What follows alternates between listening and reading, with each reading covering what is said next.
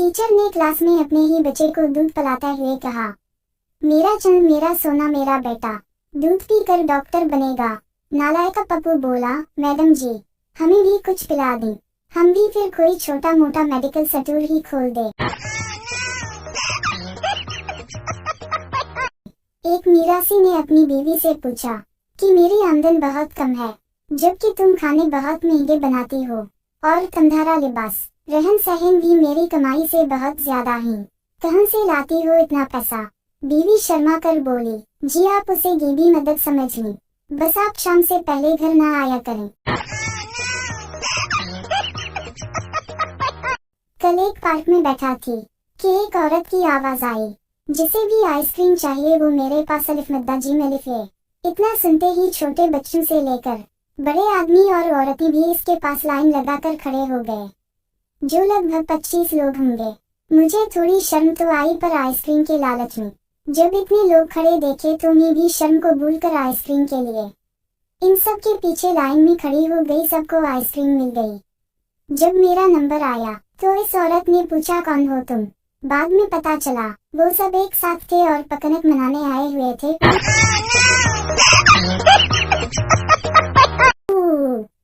दो सहेलियां एक किश्ती पर सवार थी। एक सहेली ने कहा, सनू सकीना किश्ती बहुत डगमगा रही है, ऐसा ना हो कहीं कि किश्ती डूब जाए। दूसरी बोली, डूब जाने दो, पहले ही कमीने ने कौन सा किराया कम किया हुआ है।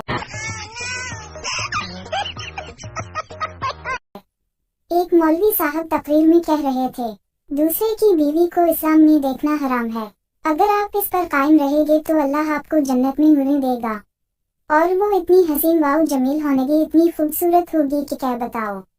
किसी ने पूछा, मौलाना साहब ये हुर्रें कैसे होनेगी? मौलवी साहब बोला, अब कैसे बताओ, हम मेरे पड़ोस वाले फैजान भाई की बीवी को ही देख लो, अल्लाह की कसम हुर है हुर। खान साहब की गर्लफ्रेंड ने 5 घंटे लगाकर इसे इम्प्रेस करने के लिए एक शेर याद किया, और वो शेर ये था कि बरसती बारिश में याद रखना, तुम्हें सताएं कि मेरी उनकी किसी वली के मजार पे जाके जब दुआ करोगे तब रो पड़ोगे तुम। खान साहब ने शेर सुनने के बाद बड़े आराम से कहा कि मैडम हम तो वहाबी ही मारा, हम तो दरबारों पर जाया नहीं करते। एक लड़की अपनी अम्मी से बोली, अम्मी मैं शादी सिर्फ फरूज से ही करूंगी, वो मुझे कहता है कि तुम्हारी जैसी हसीन लड़की मैंने पूरे पाकिस्तान में नहीं देखी। अम्मी बोली, बेटा लानत भेजो इस कमीने पर जो शादी से पहले ही तुमको झूठ बोल रहा है। एक शेफ की बीवी की सालगिरह थी। शेफ ने सालगिरह पर अपनी बीवी को गुलाब का फूल दिया। बीवी मुंह बसूरते हुए बोली, मुझे ये नहीं कोई 1 लाख वाली गिफ्ट चाहिए। शेफ बोला, मेरे पास लाख एक चीज है, वो मैं तुम्हें दे सकता हूँ। बीवी खुश होते हुए बोली, जल्दी से दो ना फिर। शेफ बोला, लिख दी लानत। आज के अखबार में लिखा था, बीवी को काबू में कैसे रखें। इतनी खुशी हुई कि धड़कन बढ़ गई। पूरा का पूरा सफा एक ही सेंस में पढ़ लिया।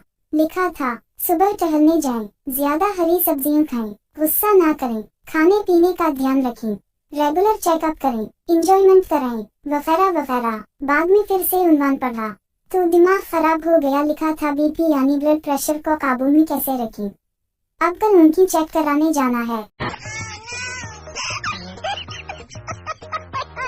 3 दिन से मुझे एक रॉन्ग नंबर तंग कर रहा था, कभी कॉल्स, कभी मिस कॉल्स, कभी मैसेजेस। नाक में दम कर दी था।